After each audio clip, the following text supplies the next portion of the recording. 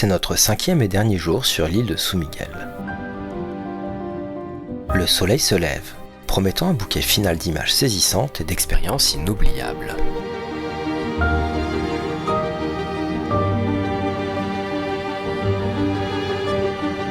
Nous débuterons notre périple à Nordeste, une région réputée pour ses paysages sauvages et préservés.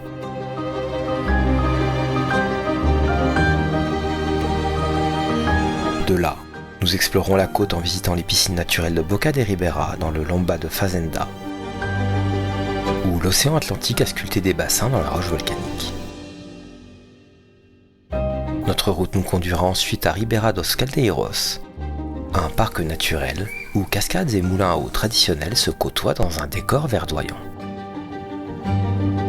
Puis nous ferons une halte à la plantation de thé de Chagorena, l'une des rares plantations de thé en Europe, pour découvrir ce pan unique de l'agriculture açoréenne.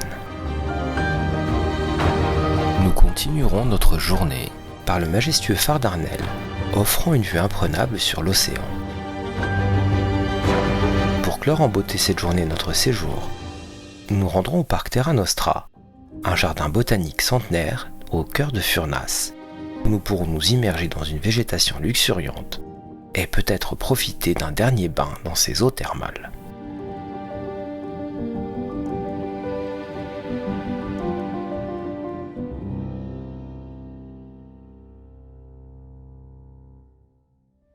Notre journée commence donc par une visite rapide de Nordeste pour nous rendre aux piscines naturelles de Ribeira, sous la pluie. Mais cela ne devrait pas durer et nous devrions retrouver un peu de soleil. Nichées au pied des falaises escarpées de Lomba da Fazenda, elles attirent notre regard dès notre arrivée sur le parking aménagé en hauteur. Nous empruntons le sentier bien entretenu qui serpente le long de la falaise. À notre arrivée en bas, nous sommes surpris par le niveau d'aménagement du site.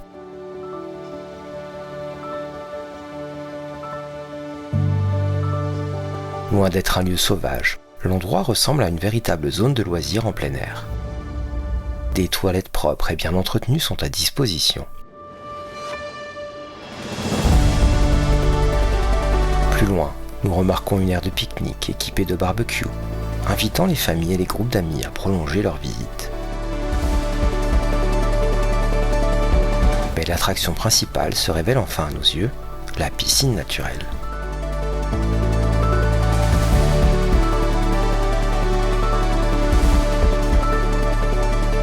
Creusée dans la roche volcanique noire par des siècles d'assaut des vagues, elle forme un bassin d'eau claire et calme. Des aménagements ont été réalisés pour faciliter l'accès à l'eau, permettant d'entrer et sortir en toute sécurité.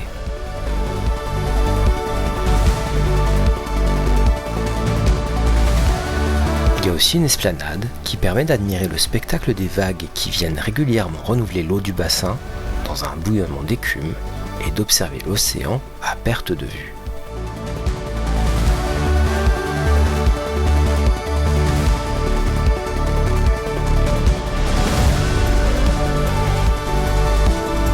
Ce lieu illustre parfaitement comment São Miguel a su rendre accessibles ses trésors naturels, tout en préservant leur caractère unique, offrant aux visiteurs une expérience à la fois confortable et authentique.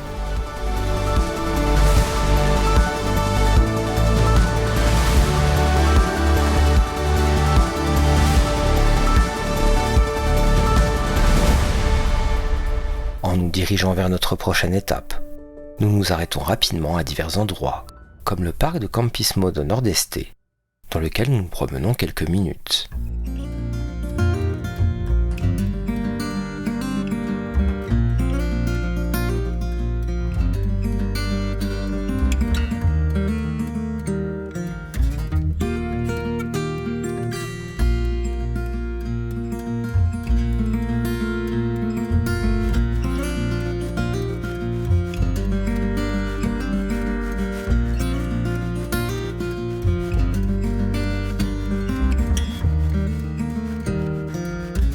Ou bien sur les hauteurs du jardin botanique de Ribeira do Guilherme.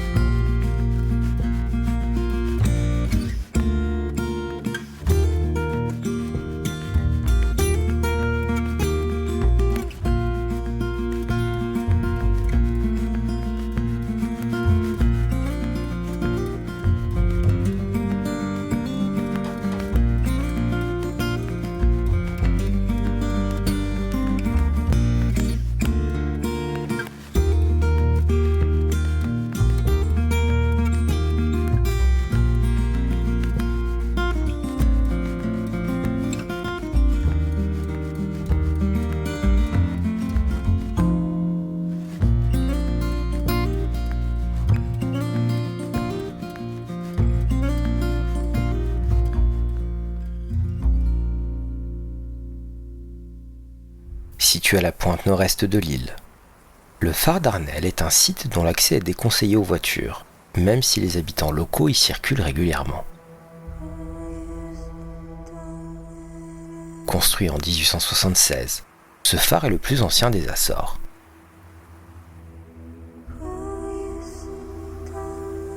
Sa tour a une hauteur de 15 mètres et une altitude de 66 mètres. La côte est extrêmement raide et parsemée de virages serrés, rendant la descente particulièrement périlleuse pour les voitures. Les pentes abruptes et les courbes prononcées exigent une grande prudence.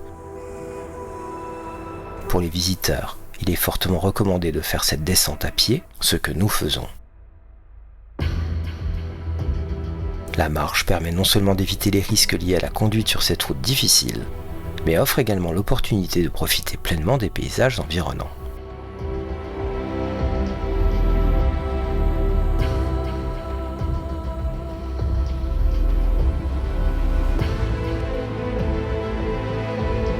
Le chemin, bien qu'ardu, est bordé de vues imprenables sur l'océan et les falaises volcaniques de Soumigal.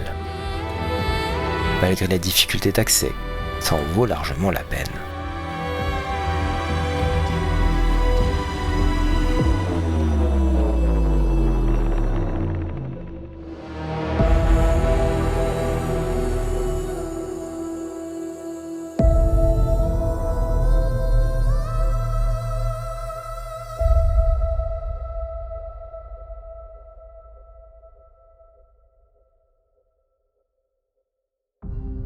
Nous arrivons maintenant à l'entrée du parc naturel de Ribeira dos Caldeiros. Le grondement de l'eau nous accueille avant même que nous n'apercevions la rivière. Nous empruntons un sentier bien aménagé, détaillant l'histoire de l'écologie du lieu.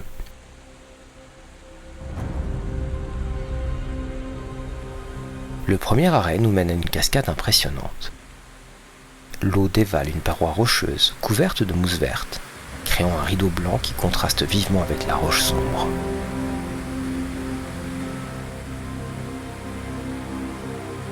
Nous nous approchons, sentant la brume fine sur notre peau.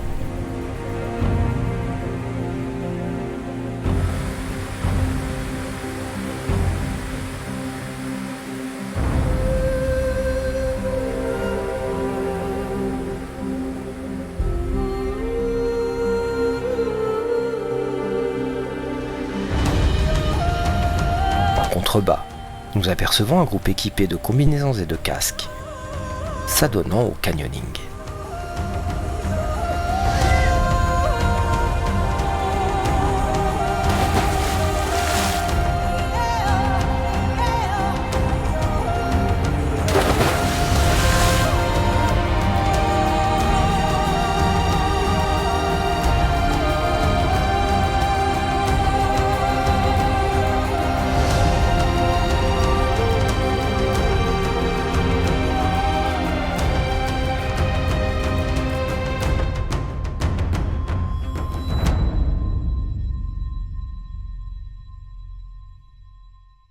Plus loin, sur le chemin, nous découvrons le véritable trésor du site, une série de moulins à eau traditionnels.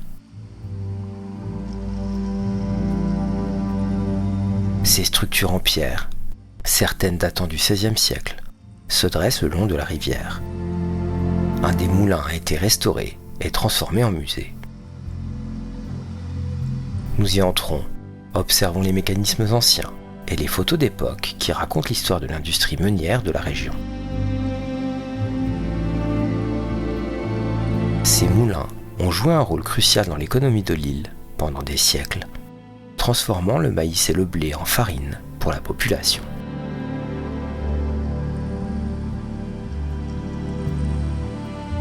La diversité de la flore nous frappe à chaque pas. On y identifie plusieurs espèces endémiques des Açores, soulignant l'importance écologique de cette zone protégée.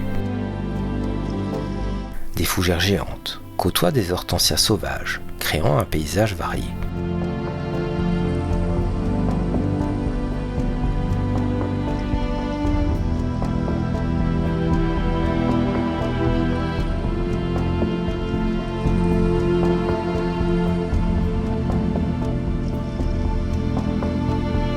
quitter le parc, nous nous arrêtons à un point de vue panoramique.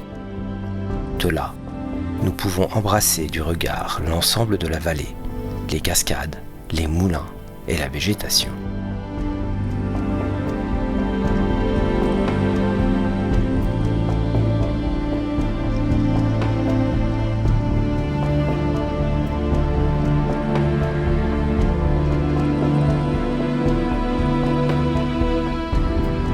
Notre route serpente à travers les collines verdoyantes, jusqu'à ce qu'apparaisse soudain un paysage inattendu.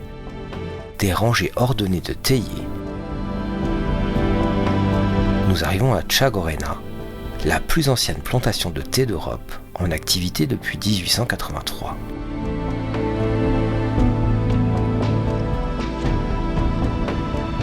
Dès notre descente de voiture, une odeur subtile et végétale flotte dans l'air. Ici, le thé est cultivé sans pesticides, profitant du microclimat unique des Açores.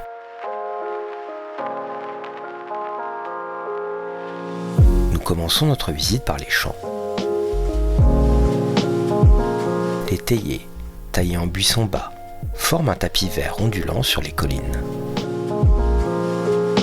Des cueilleurs sont à l'œuvre, leurs mains expertes sélectionnant délicatement les jeunes pousses. Un geste apparemment simple qui requiert en réalité une grande précision.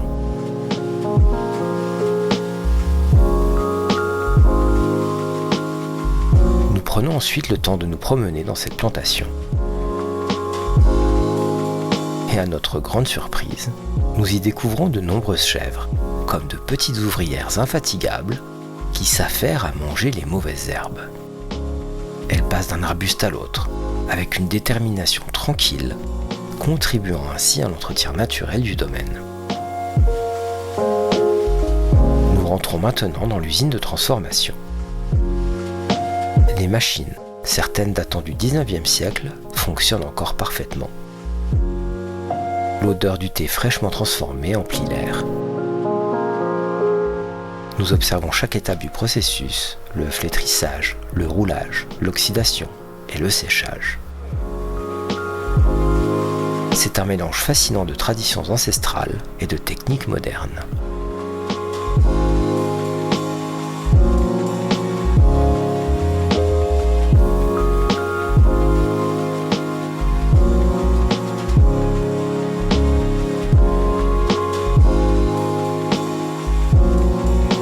Dans la salle de dégustation, nous goûtons différentes variétés de thé. Le thé vert léger et rafraîchissant. Le thé noir, robuste. Et le rare thé orange. Avant de partir, nous visitons la boutique de la plantation. Les étagères sont remplies de boîtes colorées de thé, mais aussi de produits dérivés comme des savons et des cosmétiques au thé. C'est un témoignage de la façon dont Tchagorena a su se diversifier tout en restant fidèle à ses racines. Comme bons touristes, bien évidemment, nous achetons du thé.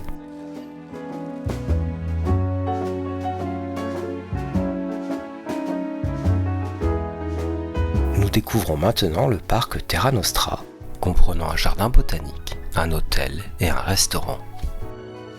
Une oasis de verdure nichée dans la vallée de Furnas, dont l'accès est payant, mais gratuit pour les clients de l'hôtel. Ce jardin botanique enchanteur, dont l'histoire remonte à 1775, nous transporte dans un monde créé par la passion du marchand américain Thomas Hickling. Dès notre arrivée, nous nous laissons guider par les sentiers sinueux qui serpentent à travers ce paradis verdoyant. Nous imaginons la spectaculaire collection de camélias qui fleurit ici chaque année. Bien que ce ne soit pas la saison de leur floraison, nous sommes impressionnés d'apprendre que plus de 600 variétés sont cultivées dans ces jardins. Notre chemin nous mène à travers la forêt endémique, où nous découvrons la flore unique des Açores. Fougères arborescentes et lauriers majestueux nous plongent dans l'atmosphère primitive de l'archipel. Nous passons ensuite par le jardin des cicadales, fascinés par ces plantes préhistoriques, avant de nous aventurer dans la fraîcheur de la collection de fougères.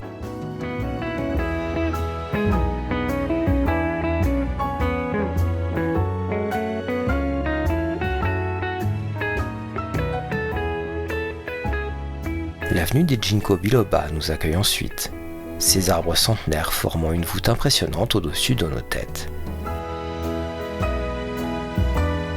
Notre parcours se poursuit vers le jardin des plantes victoriales, où des nénuphars géants flottent sur les bassins aménagés, puis à travers la zone des palmiers, véritable tour du monde des espèces exotiques.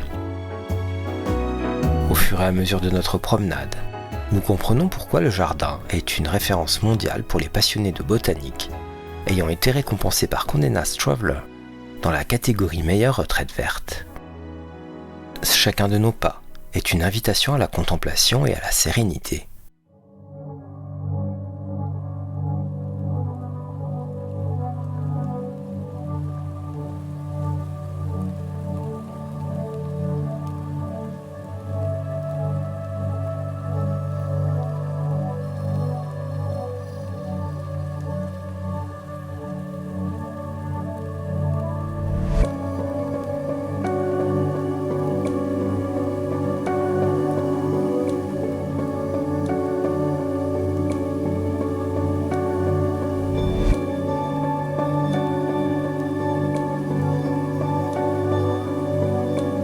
Notre visite se conclut par une expérience unique, la baignade dans la célèbre piscine thermale du parc. Nous plongeons dans ces eaux volcaniques, maintenues à une température constante de 40 degrés, et sentons le stress s'évaporer de nos corps.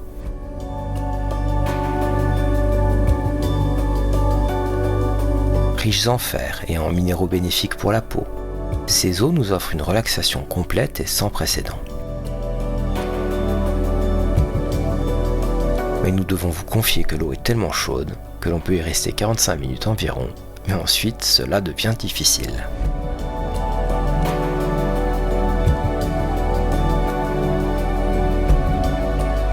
Ce parc magique est le point d'orgue parfait pour conclure notre aventure sur ces îles extraordinaires.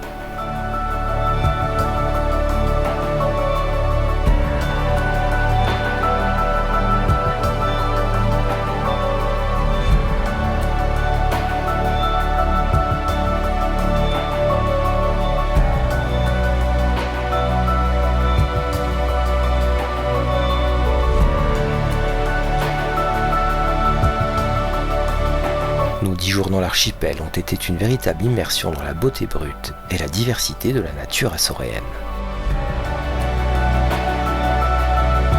Nous avons commencé par 3 jours sur Terceira, où nous avons découvert son charme unique, ses paysages volcaniques et son riche patrimoine culturel.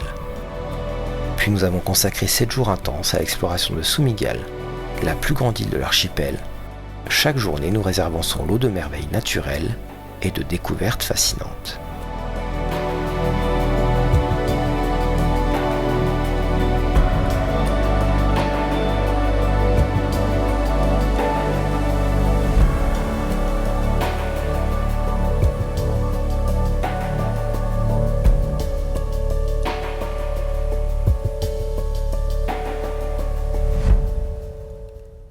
Sur ces 10 jours, nous n'avons eu que 2 journées de mauvais temps, ce qui est remarquablement clément pour les Açores, réputés pour leur météo capricieuse. Cette chance nous a permis de profiter pleinement de nos activités, de nous imprégner de la beauté des paysages sous leurs meilleurs jours. Nous avons eu le privilège de découvrir en profondeur ces 2 îles, chacune offrant une expérience unique. De la vibrante vie marine aux caldeiras fumantes, des lacs d'un bleu profond aux champs verdoyants, des villages pittoresques aux sources thermales relaxantes. Chaque journée nous a apporté son lot d'émerveillements. Ce voyage nous a permis de goûter à la tranquillité et à la beauté sauvage des Açores, tout en nous offrant une palette d'expériences variées. Randonnées spectaculaires, baignades dans des eaux thermales, dégustation de spécialités locales et rencontres chaleureuses avec les habitants. Alors que nous nous dirigeons vers l'aéroport, nos esprits sont remplis d'images inoubliables et nos cœurs emplis de gratitude pour cette escapade dans ce petit paradis au milieu de l'Atlantique.